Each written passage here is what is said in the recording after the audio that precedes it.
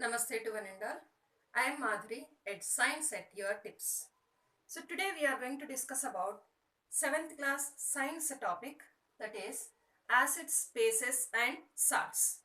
So here in this lesson we are going to learn about what are the properties of acids, bases and also salts, examples for that, classification of acids and also bases, how the salts are formed and how to identify their nature. Right? So here, first of all, let us discuss about the material which we find in our surroundings. They will have different types of the taste, different types of the reactions with the different types of the substances, and also they are going to convert the colors of the different types of the indicators. Right? So here, first of all, we will see about acids. What are these acids? Acids are nothing but the substances which are sour to taste. Their taste will be sour, and these bases mostly they will be bitter. Means we can't think that every base we can taste it and based on the bitter taste we can identify. It's not like that. Every base we can't taste it. It may be harmful for our body also. Right? It may damage our skin. So that is why we can't take every substance and taste it. So that is why what we will do is to identify the substance whether it is acidic or basic like that, we will use some types of the substances. Those are called as indicators. So before going to the indicators, now just to see here, these acids, if you see the classification based on different types of the things, means if you consider their concentration, we have two types of acids. If you go for their strength, we have two types of acids. Like that, based on different types of the different types of the considerations, we have different types of the classifications.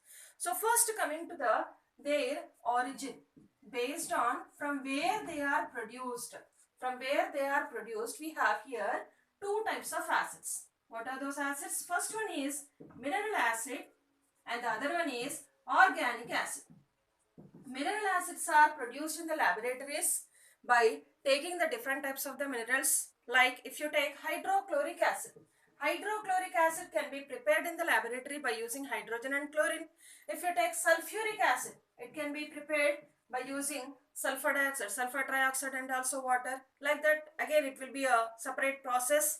So these all acids, mineral acids, hydrochloric acid, sulfuric acid, phosphoric acid, phosphorus acid, all these are known as mineral acids because they can be prepared in the laboratories. Coming to the organic acids, these are also prepared today, but before that what scientists have thought is organic means it is related to the living organisms. From the living organisms, whatever are produced, those are called as organic. So that only we are following till today also, means the name we are following like that, but actual definition for organic acids is they are present in the living organisms. Like if you take lemon, it will contain some citric acid. Citric acid is present in the lemon. Like that, if you take tomato, it will contain oxalic acid. If you take vinegar, it may contain acetic acid. Right? So these are citric acid, oxalic acid, acetic acid, malic acid which is present in the apple. All these will come under organic acids because they are present, means they are produced from the living organisms, which can be prepared in the factories, laboratories. Those are called as mineral acids. Right? Same like that, we have here two types of acids based on their concentration, whether they contain more amount of water or not. If water amount is more, those are called as dilute acids. If water content is more, those are known as dilute acids. If they are containing less amount of water, then those are called as concentrated acids.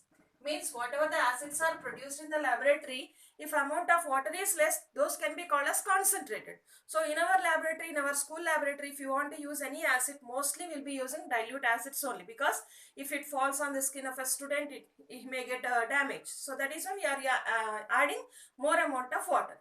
Right? So dilute and concentrated, these are the two types of acids based on their concentration level. Same like that, if you take strength of the acid.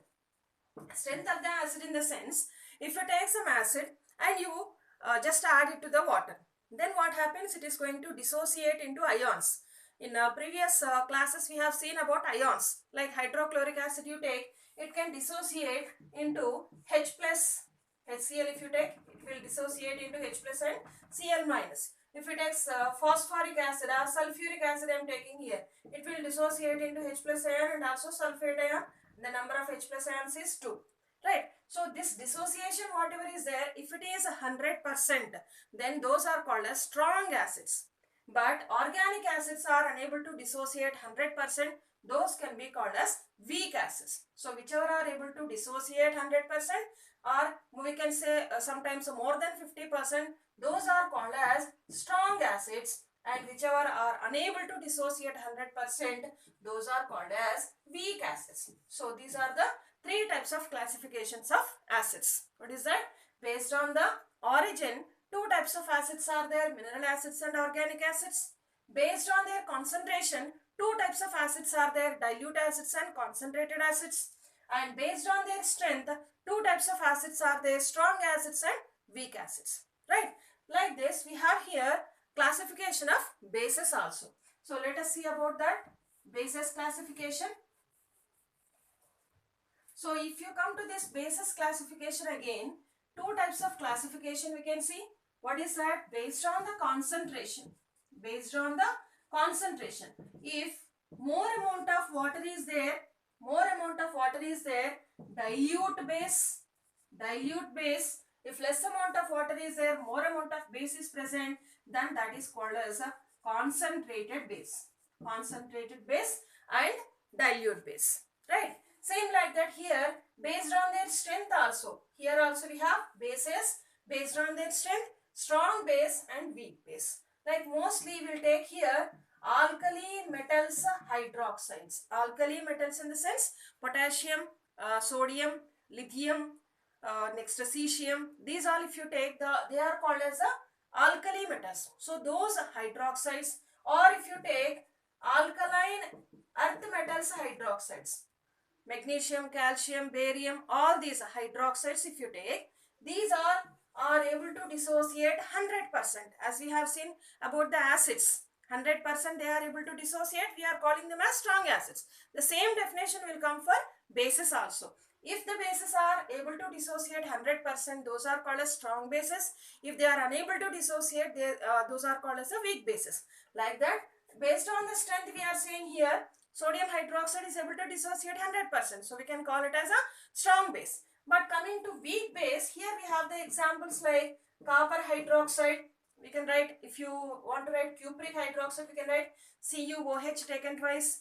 And if you take iron hydroxide, this also comes under weak base, means mostly transition metals hydroxides. Transition metals means iron, copper, zinc, all these together called as transition metals. In your higher classes, you will learn about D block elements, in that what are transition elements, all those. Just to try to remember here, copper hydroxide, iron hydroxide, zinc hydroxide, all these will come under weak bases. Along with that, here we have ammonium hydroxide, NH4OH. Formulas, in learning the formulas, we have written here before ammonium hydroxide, right? So this ammonium hydroxide also we can write under weak base. So based on the strength, two types of bases, strong base and weak base. Based on the amount of water, whatever base you take, based on the amount of the water you, for example, I am taking here sodium hydroxide. Sodium hydroxide, they are available in the form of pellets, like how camphor pellets will be there, like that. So if you are adding water to that, it will become sodium hydroxide base dilute, means aqueous solution we are going to make. So if you add 1 liter of water, 1 liter of water you have taken, just 2-3 pellets you are adding, it can become dilute one. Or if you are taking just a small beaker of water, and in that you have kept some 10 grams or 20 grams of sodium hydroxide, it can become concentrated. So more amount of base is there, concentrated, more amount of water is there, dilute bases, right? So this is the one more classification of bases, based on the strength and also based on the concentration. Like that, here these acids and bases can be identified easily with the help of a base, right? With the help of a indicator. So before going to that indicator, still we have to see about the bases. What is that? Here in this base only we'll be using sometimes another word. What is that? Alkali. So this alkali word, if you want to use, we can use only for some of the bases. Here we have a statement, all the bases are not alkalis, but all the alkalis are bases. So how can we say that? Now for example, I am taking some bases, sodium hydroxide, I'll take magnesium hydroxide, I'll take aluminum hydroxide. Now in this, all these are bases only. How can we say these are all bases? Because here OH is there, hydroxide is there, we can say easily they are bases, right? So these are bases, these two are alkali because they are able to dissolve in the water. If you take the sodium hydroxide or magnesium hydroxide and you dissolve it in the water, they will dissolve. But aluminum hydroxide will not dissolve because it is not a alkali, right? So sodium hydroxide, magnesium hydroxide both are alkali and also bases. But aluminum hydroxide is just a base, but it is not a alkali, right? So that is a difference between base and alkali. All the bases are not alkali, but all the alkalis are bases. That statement we can say very easily with the help of this example. Next, after this is over, then we have to come to our indicators. Indicators. What is the meaning indicator? Indicator means something it is indicating. What it is indicating? It is indicating the nature of the substance. See, if any substance is shown for you, you can't say by seeing that, means by the vision we can't say what type of substance it is, whether it is acidic or basic, because most of the acids and bases they may be colorless. Only a few of the acids are having some particular color, almost yellow color like that, but many of the acids and bases are not having any color. So based on the color we are unable to say whether the substance is acid or base, right? So that is why what we will do here, we are going to add some substance for that. By that we are able to identify whether the substance is acid or base, right? So those type of substances are called as indicators. If you are able to identify with the help of the color, those are called as color indicators. Color indicators. And if you are able to identify the substance, nature with the help of the smell, those are called as smell indicator, or we have another name here, olfactory indicator. Olfactory indicators. This olfactory indicators we don't have in 7th class level. In 10th class again we'll see the topic. Right. Now one more classification also is there for the indicators. What is that? Based on their origin, means we are able to prepare them naturally, or we have to get it, means only chemical substances only are there, from chemicals only they are prepared, then those are called as chemical indicators, or otherwise you can say artificial indicators. Naturally occurring material, if it is there, from that only we can identify the substance, that is called as natural indicator. So here again we have one more classification for this indicators also. Naturally occurring, that is natural indicators. Artificial substances are used. Artificial substances are used, those are called as artificial indicators. So coming to natural indicators, what are these natural indicators here? We can write litmus. Litmus is a substance, it is an indicator which is used, which is prepared from the organism which is called as lichen. Lichen is nothing but it is a combination of algae and fungi together. If they are living in a symbiosis, that is called as a lichen. From that it is prepared. This litmus is prepared, right? Same like that we can write turmeric powder also as an indicator. Turmeric powder also as an indicator. China rose we can write as an indicator. And also red cabbage also we can write as an indicator. All these are the natural indicators. We'll see the colors and all, how they are changing. Next, artificial indicators, if you see, they are chemicals. They are prepared in the laboratory. They are not occurring naturally. So that is why those are called as artificial indicators. Here we have the examples like methyl orange, phenolphthalein. These are the examples for artificial indicators. Methyl orange and phenolphthalein are the artificial indicators. And natural indicators we have here litmus, turmeric, China rose, and also red cabbage. Right. Here we'll see once what are the different colors, and I'll show with the help of the activities also for you how these color changes are there. Now first of all, litmus. In this litmus, actually the litmus color is purple color. From that only we are going to prepare red litmus paper and also blue litmus paper. Red litmus and blue litmus we are going to prepare from the purple colored litmus solution. If you take red litmus and dip into base, then what happens? This base turns the red litmus into blue color. Just to try to remember with the help of the small trick, that is BRB. Bases turn red litmus into blue litmus. Bases turn red litmus into blue litmus, and also acids turn blue litmus into red litmus. Acids turn blue litmus into red litmus, bases turn red litmus into blue litmus. So when you take a small piece of blue litmus and add it to the acid, it will turn into red. If you take the red litmus and put it into the base, it turns into blue color, right? Like that, if you take turmeric powder, just add it into a little amount of water, and after that what you do is just take a small paper, a piece of paper, and just with the help of the turmeric and also water paste, just you draw something, either your hand or something, some diagram you draw. Just put some amount of a base for that. Base means you can use here like what is that, a detergent powder you can use, because it is having the basic nature. So wherever you put that base, it turns into red color. So yellow color of turmeric powder turns into red color. So by that we can identify it is base. But with the help of turmeric, we cannot identify any acid. Whether it is acid or not, we cannot identify. Right? So only base can be identified with the help of the turmeric. Like that. China rose, if you take. China rose means we can take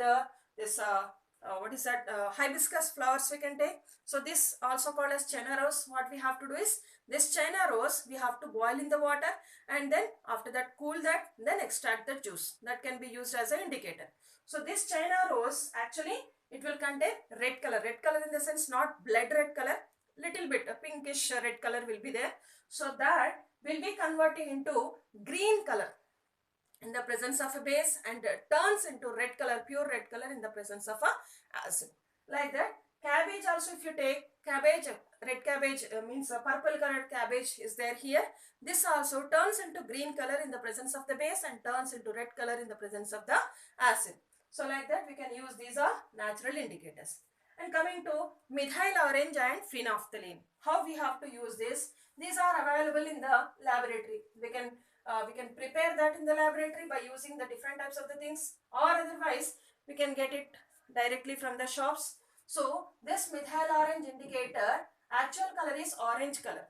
This orange color, if you are adding to the acid, turns into red color, and if you are adding into the base, it turns into methyl orange, it will turn into yellow color in the presence of the base. Same like that, phenolphthalein, if you take, phenolphthalein is another type of indicator. This indicator turns into pink color in the presence of the base, turns into pink color in the presence of the base, and remains colorless. Actually it is not having any color, so it remains colorless in the presence of acid and turns into pink color in the presence of the base. So these are the different types of indicators. One more time we'll have a look.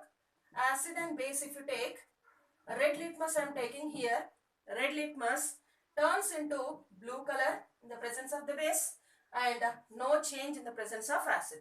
If you take blue litmus turns into red color in the presence of acid, and no change here in the presence of base. Right? Same like that, turmeric powder, actual color is yellow color. Yellow color, no change in the presence of acid, and turns into red color in the presence of base.